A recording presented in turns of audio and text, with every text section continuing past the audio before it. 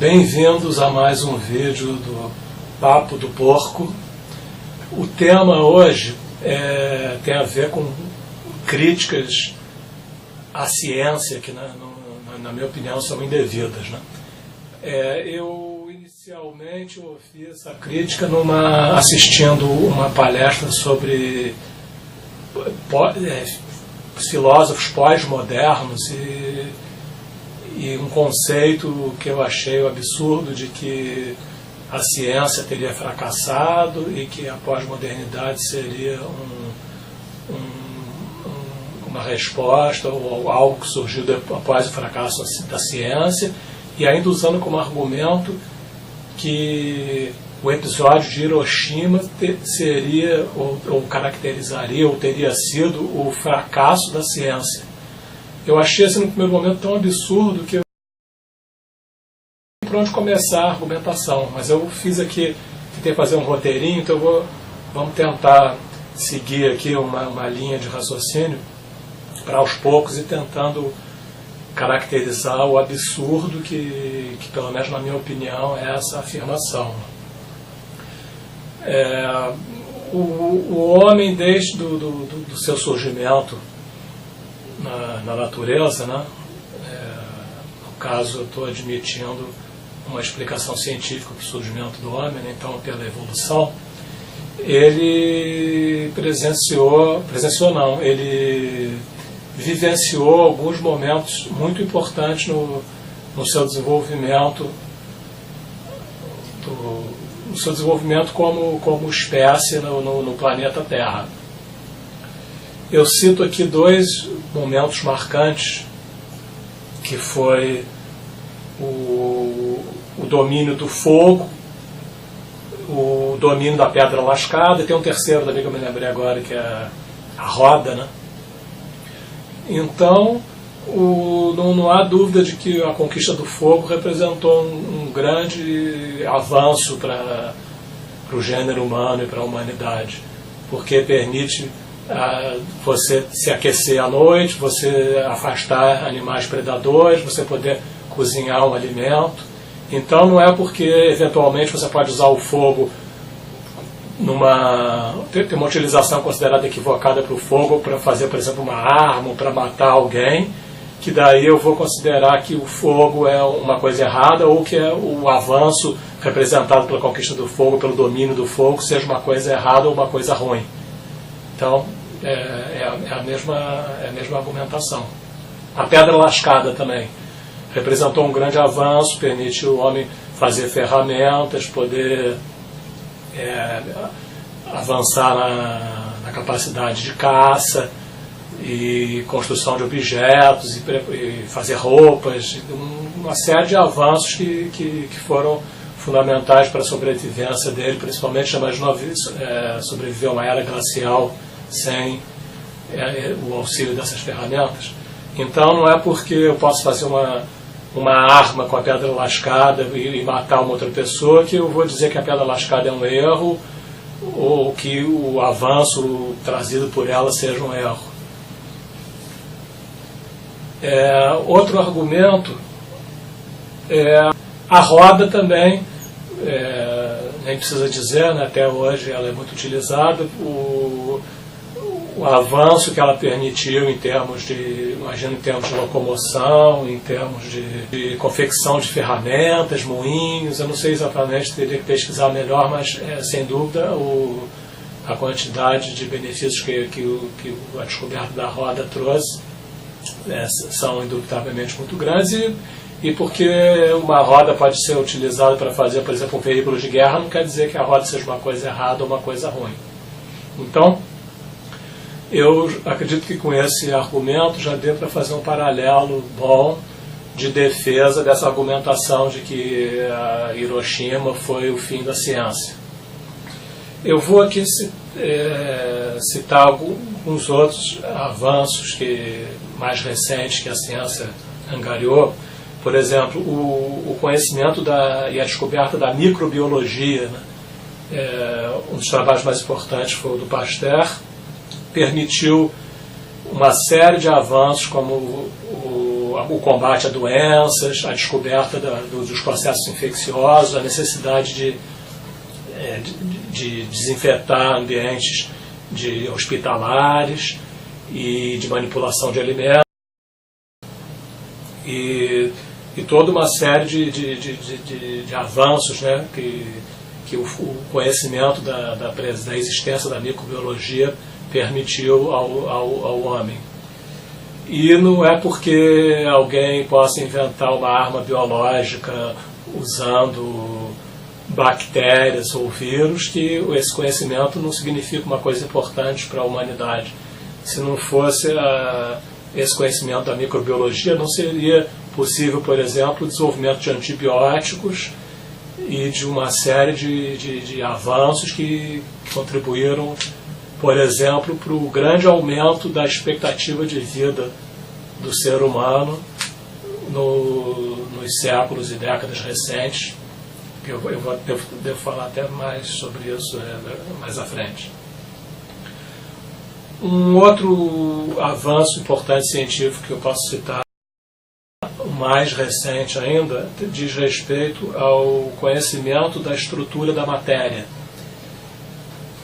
O conhecimento da estrutura da matéria permite uma série de avanços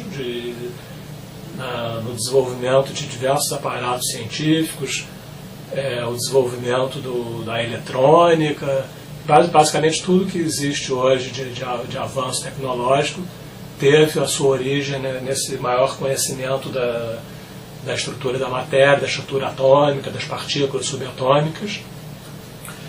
E nem por isso o fato da bomba atômica ser uma arma letal que foi desenvolvida com esse conhecimento vai invalidar esse conhecimento, ou vai invalidar esse desenvolvimento científico. Então esse argumento eu acho que está bem consolidado. Agora, para continuar, eu gostaria de mencionar uma série de outros avanços mais na área social, e como a gente vai poder ver, são coisas muito recentes. Porque, lembrando até estou citando um vídeo anterior das causas do pessimismo atual, eu tenho percebido também, eu até recomendo que vocês assistam, eu tenho percebido que naquela onda das causas do pessimismo atual e que foram listados naquele vídeo e que eu tentei associar com o aumento do número de casos de depressão, eu tenho percebido nas pessoas um discurso assim, dando a entender que a vida moderna, o mundo atual é pior do que era antigamente, um discurso pessimista de que as coisas estão piorando, que antigamente é que era bom. Daí eu comecei a pensar nisso, e é gritante assim, quando você compara a vida nos dias atuais com momentos anteriores. Não precisa recuar muito no passado, não, porque você vê que muitos avanços importantes são relativamente recentes. Então eu procurei listar aqui alguns principais tópicos para poder embasar aqui essa minha argumentação. Então, por exemplo, no século XX é que a mulher teve direito de voto no Brasil. Parece que foi na década de 20 ou de 30. Eu ouvi falar que na Suíça, que teoricamente seria um país muito mais avançado, desenvolvido do que o Brasil, a mulher só começou a votar na década de 60, agora do século XX, ou seja, há 50 anos atrás. A situação dos negros nos Estados Unidos, que tinham lugar separado no ônibus, tinham banheiro público separado, era tudo separado, uma situação de segregação racial inaceitável, né, para os padrões atuais, mas anos atrás isso daí era um negócio comum num país também considerado desenvolvido e avançado, até mais do que o Brasil. Falando em discriminação racial também, a gente não pode esquecer da escravidão, né? Que o Brasil foi um dos últimos países a abolir a escravidão, foi no final do século XIX.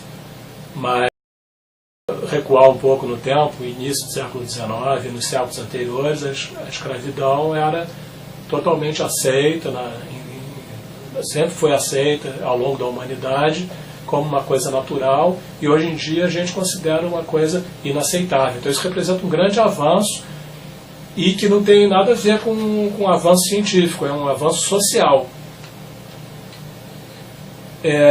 Citando outros direitos sociais, divórcio, aborto, casamento homossexual, direitos em geral de homossexuais, são conquistas muito recentes que muitos países ainda não têm, o Brasil mesmo ainda está avançando lentamente. Isso era um negócio inaceitável há pouco tempo. Vou citar só um exemplo com relação a direitos de homossexuais. O Alan Turing, que eu considero um herói da humanidade, felizmente fizeram um filme recentemente agora sobre ele, eu não estou lembrado do nome do filme. Mas ele, para quem não sabe, foi um gênio da matemática. Ele inventou somente o computador, isso é uma coisa sem importância, né? O computador. Ele foi um herói de guerra porque ele era inglês e graças a ele é que foi possível descobrir, ou quebrar o código, a criptografia da máquina de criptografia alemã chamada Enigma, que era usada na Segunda Guerra Mundial, e graças a ele, então graças a eles conseguirem quebrar esse código, foi possível interceptar as comunicações dos alemães e os países aliados conseguiram ganhar vitórias em batalhas estratégicas, o que, segundo até é mencionado no final desse filme, antecipou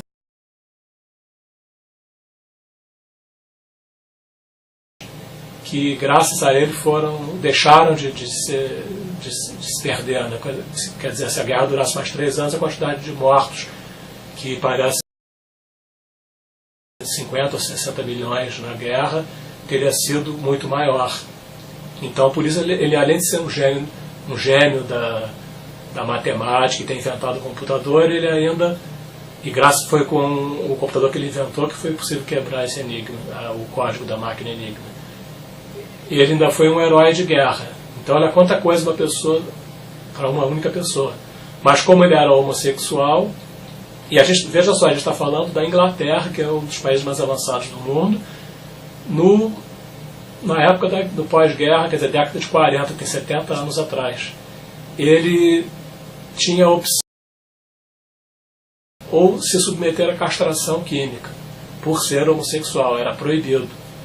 Então ele, para não ser preso, acabou aceitando a castração química e por fim acabou se suicidando por causa dessa situação. Quer dizer, veja só, 70 anos num país nos países mais evoluídos e desenvolvidos e avançados do planeta, você tem um gênio, um herói desses que se suicida porque era homossexual e não era aceito e teria que ou ser preso ou sofrer castração química. Outra, ainda na área de direitos, né, e avanços, conquistas sociais, a gente vê o avanço dos direitos humanos, da democracia, da liberdade de expressão. Isso eram coisas que não existiam. Por exemplo, a Revolução Francesa tem 200 e poucos anos. Então não existia liberdade de expressão, não existia democracia, não existia direitos humanos. A gente está falando de um período de tempo relacionado à humanidade.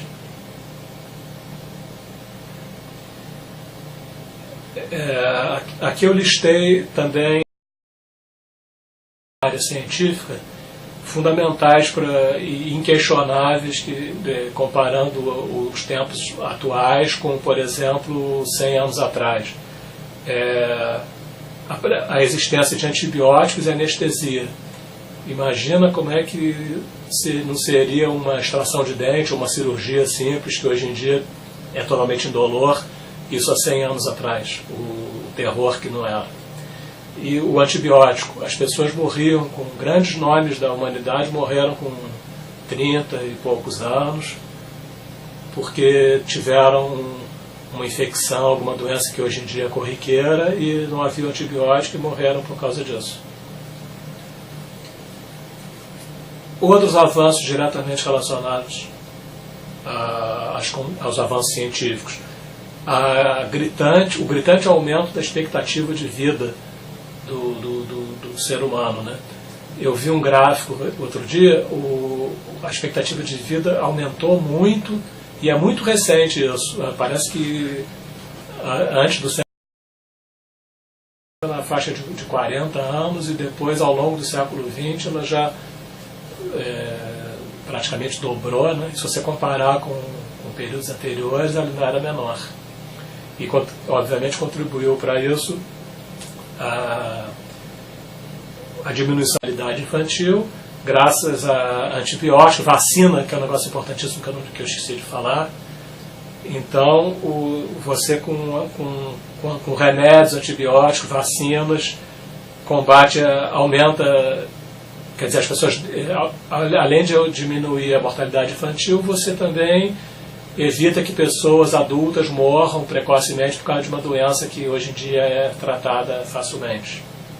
E lembrando que todos esses avanços que eu citei agora são direta ou indiretamente relacionadas ao conhecimento da microbiologia que eu tinha citado no início. Outro ponto importantíssimo é o acesso à informação. Eu estou aqui gravando esse vídeo para postar no YouTube.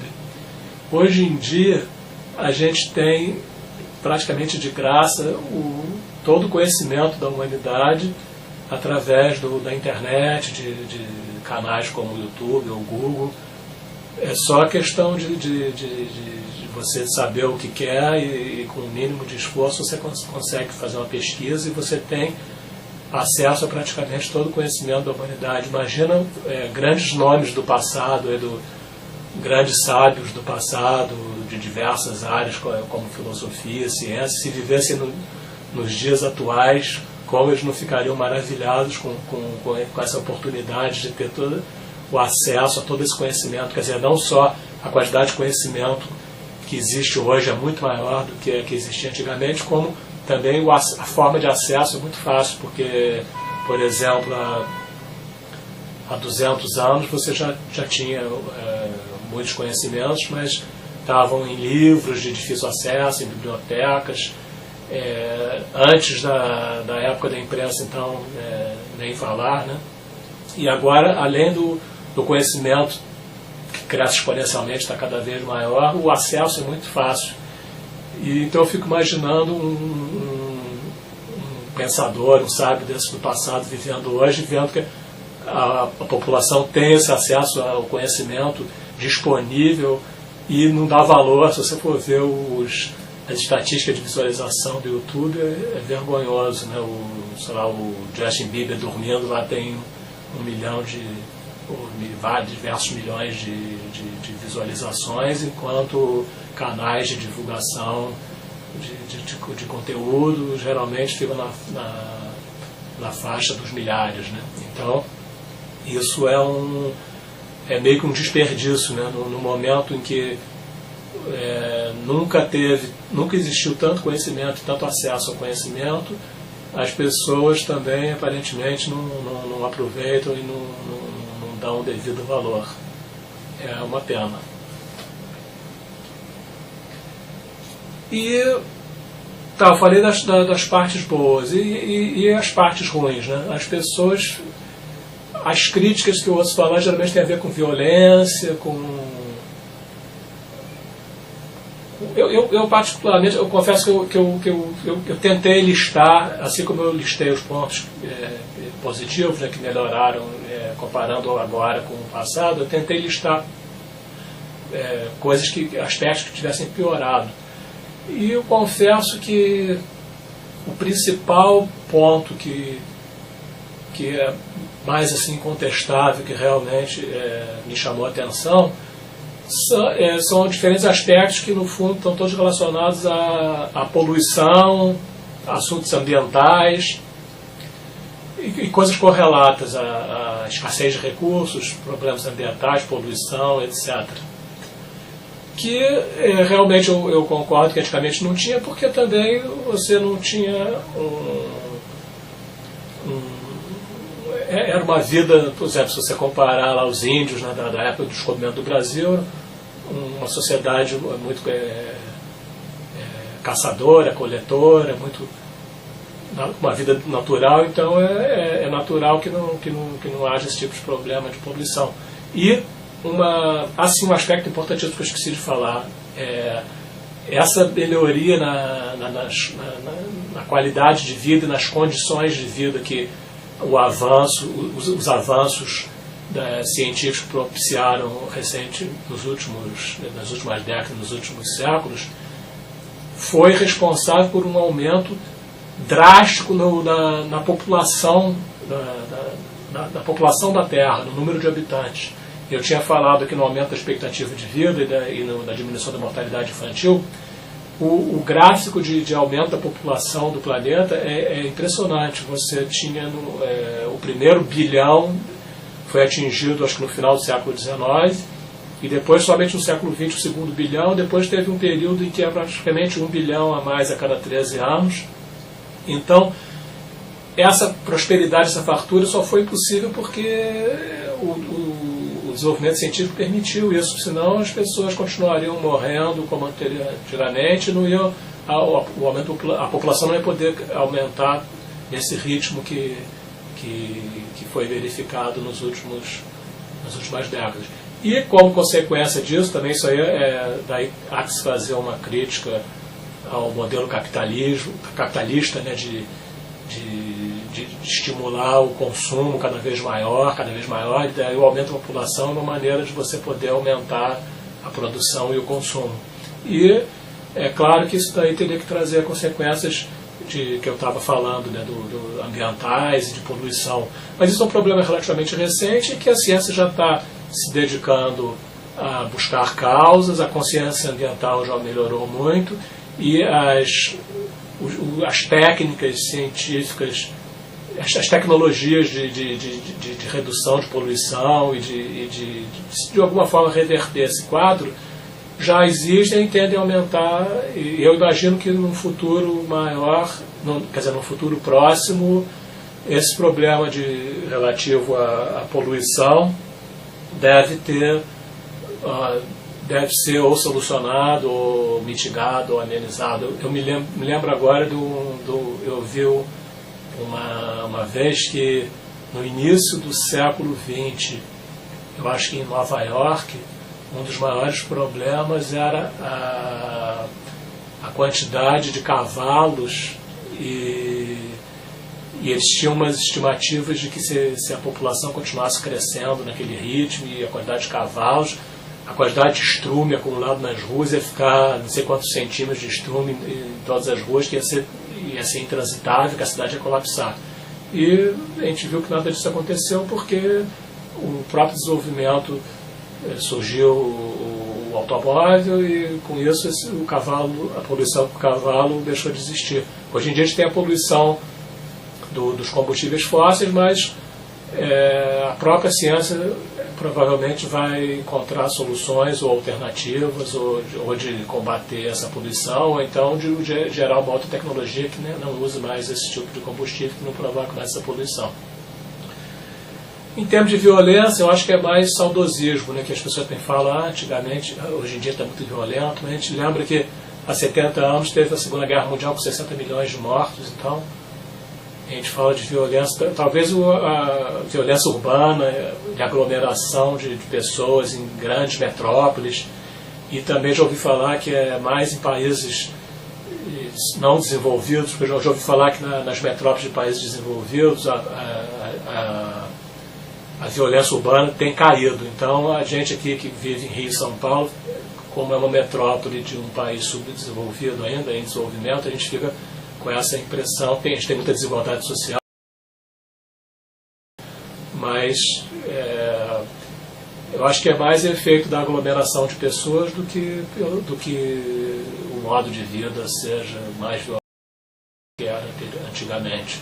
Eu acho que com o avanço, tanto o avanço da ciência e das conquistas materiais, como o avanço dos aspectos sociais que você tem anteriormente, a tendência é que a sociedade vai se organizando cada vez melhor e que esse aspecto de violência tenda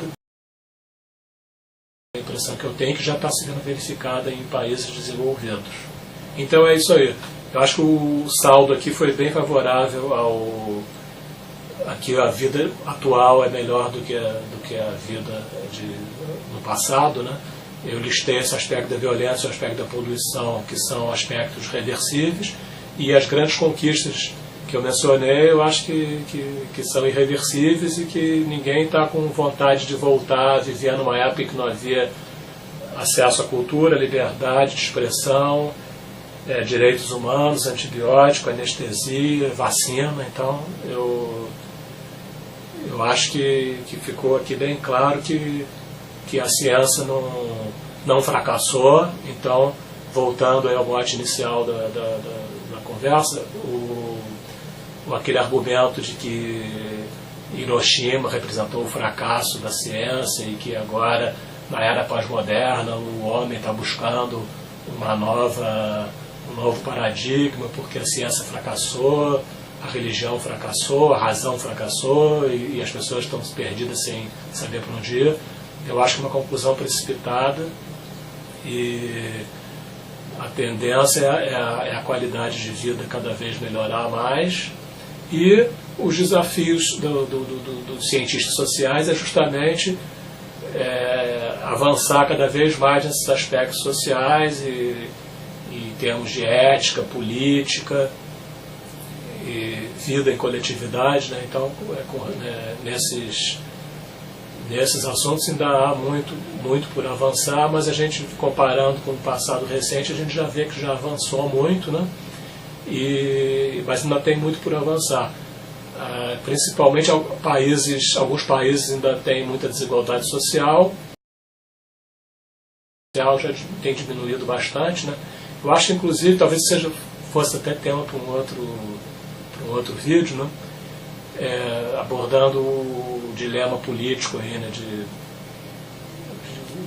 capitalismo versus socialismo, Estado maior versus Estado menor, competição versus cooperação, proteção social. Então, o combate à desigualdade eu acho que é um desafio aí para os políticos e para os cientistas sociais encontrar um meio termo entre a geração de riqueza que o capitalismo proporciona com uma proteção social e um combate à desigualdade que, infelizmente, no capitalismo laissez-faire, né, o capitalismo selvagem, né, o capitalismo,